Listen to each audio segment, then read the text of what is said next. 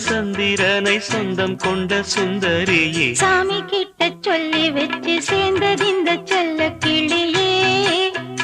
இந்த பூமியுள்ள காலம் மட்டும் வாழும் இந்த அன்பு கதையே முத்துமணியே பட்டு துணியே ரத்தினமும் முத்தினமும் சேர்ந்து வந்த சித்திரமே சாமி கிட்ட சொல்லி வச்சு சேர்ந்தது இந்த செல்ல கிளியே இந்த பூமியுள்ள காலம் மட்டும் வாழும் இந்த அன்பு கதையே